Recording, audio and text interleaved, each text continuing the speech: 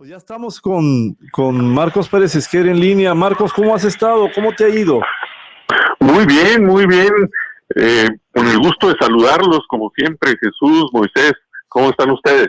Maestro Pérez Esquer, qué gusto escucharte, como siempre. A ver, ¿por dónde empezamos? Porque hay un montón de temas de carácter político, jurídico, que tú dominas y los dominas muy bien, eres experto. Vamos empezando por la discusión de las reformas al Tribunal Electoral del Poder Judicial de la Federación. ¿Qué derrotero crees que vayan a tener luego de que Alito y Marco y Alito dicen, oigan, yo creo que siempre no? Pues todo parece indicar, Jesús, que ciertamente siempre no. Uh-huh. Parece que ya quedó derrotada, quedó, pues, digamos, retirada por completo esa iniciativa. ¿Cómo veo ese capítulo de la semana? Me parece que hubo por ahí una posición hasta cierto punto entendible por parte de los liderazgos de los partidos, cuando dicen, oye, es que a veces el Tribunal Electoral pareciera estar, más que juzgando, legislando. Sí. Estaría emitiendo resoluciones en las que nos expide hasta lineamientos de cómo tenemos que hacer ciertas cosas. Y pues los lineamientos pues son reglas, y las reglas deben estar en ley, deberían ser objeto de la función legislativa, ¿no? Y los legisladores, los líderes de las bancadas, los líderes de los partidos dicen, oye, pues esa función pues toca realizarla acá en el Poder Legislativo, no en el tribunal. Y en aras de ajustar esa situación, en aras de limitar pues al tribunal en lo que ellos ven como un exceso, plantean una iniciativa, pero que no se dan cuenta, al parecer, de que este texto que están proponiendo en la iniciativa puede tener efectos mucho más allá de esta inquietud que ellos traen. Uh-huh. Esa inquietud puede ser válida, pero el texto que están proponiendo, o que habían propuesto y que al parecer pues ya echaron para atrás, pues hubiera tenido implicaciones mucho más allá de lo que ellos están imaginando, de lo que están diciendo que les preocupa. ¿A qué me refiero? Mira, de pronto en una ocasión tuvimos aquel famoso caso de las Juanitas, no sé si se acuerdan, claro, donde pues algunos legisladores, cuando se decía que había pues una cuota del 60-40 para mujeres, por lo menos el 40% pues de las curules tenían que ser para mujeres, ¿qué hicieron algunos? Dijeron, vamos a meter mujeres pero con suplentes hombres, uh-huh. Y entonces les pedimos a las mujeres que renuncien y quedan los hombres, ¿no? Entonces burlamos la Constitución y la ley. ¿Qué dijo el tribunal? Pues no, miren, yo interpreto, o con base en lo que dice la Constitución, pues que eso no se vale. Por lo tanto, les pongo una regla. La regla es que de ahora en adelante, cuando vaya un hombre compitiendo, tiene que llevar a otro hombre como suplente. Y cuando vaya una mujer, tiene que llevar a otra mujer como suplente. De tal manera que ya no me vas a hacer lo de las Juanitas. Eso no está en ninguna ley. Uh-huh. Esa es una interpretación del tribunal creando una regla. Pero si el tribunal le quitas la atribución de hacer este tipo de cosas, ¿cuál sería el efecto al final? Pues justamente la violación de la Constitución, la burla de la Constitución, como ocurría con las Juanitas. Con este ejemplo, Jesús, Moisés, lo que quiero evidenciar es que si tú le restringes al tribunal en cuanto a sus facultades de interpretación de la Constitución, que va a tener esa restricción, pues es justamente una violación de la Constitución, porque no va a haber un garante, alguien que esté facultado para de alguna manera hacer cumplir el espíritu de la Constitución, ¿no?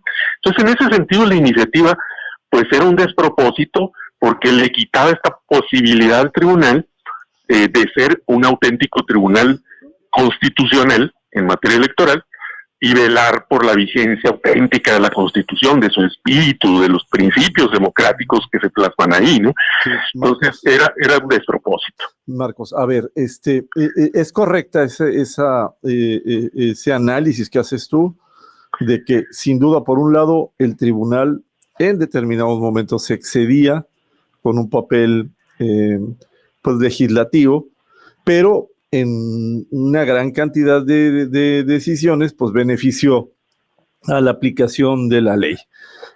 Pero tiene que ver también con el tema del timing, y estamos en el corte ahorita de las 9 de la mañana con nuestras estaciones de Obregón y de Nogales, pero al regresar es un poco también que esta discusión debió haberse dado en otro tiempo y en otros tiempos y con otros tiempos.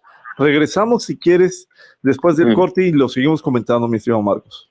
Con mucho gusto. ¿Qué opinión te merece el tema de que a lo mejor, independientemente de que sí había algunos aspectos a considerar para la iniciativa de modificación de algunas de las facultades del TRIFE, los tiempos, Marcos?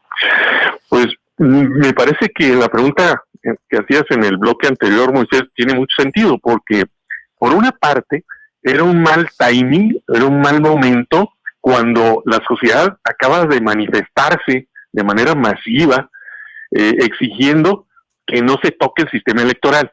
Todos recordamos el eslogan, el INE no se toca. Cuando se decía el INE no se toca, pues era una forma de decir rápido algo más amplio. Mi voto no se toca, la democracia no se toca, el sistema electoral, las reglas no se tocan. Entonces, decir de pronto o pasar de pronto del INE no se toca a el TRIFE sí se toca, me parecía pues sí, claro, muy mal momento. Pero además, y más importante, Moisés, Jesús, es que me parece que en un momento histórico de este país, en el que fluyen vientos autoritarios, pues decidir restringir o reducir los mecanismos de defensa de los derechos y libertades de la gente es un despropósito, es una mala idea. Anticlimático. Totalmente. Oye, Marcos, me parece que era un error craso. Ok, a ver, el otro tema también por demás interesante. México violó los derechos de 2 personas durante 17 años, decreta la Corte Interamericana de los Derechos Humanos. Efectivamente, es un caso muy dramático, sí, en el que se aplicó la prisión preventiva oficiosa durante 17 años, es decir, estas personas estuvieron en prisión sin sentencia, es decir, técnicamente siendo inocentes, o por lo menos sin que supiéramos o sin que un juez hubiera decidido que eran culpables, y no obstante ello, ahí estuvieron 17 años en la cárcel.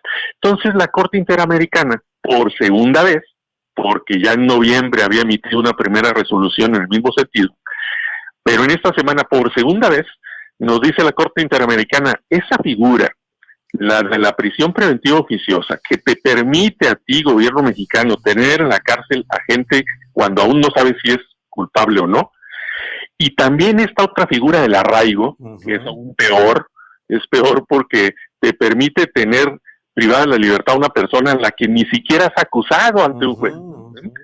Entonces esa es todavía peor. Esas dos figuras, dijo, violan la Convención Americana de Derechos Humanos, y por lo tanto te ordeno modificar tu constitución y tus leyes al respecto.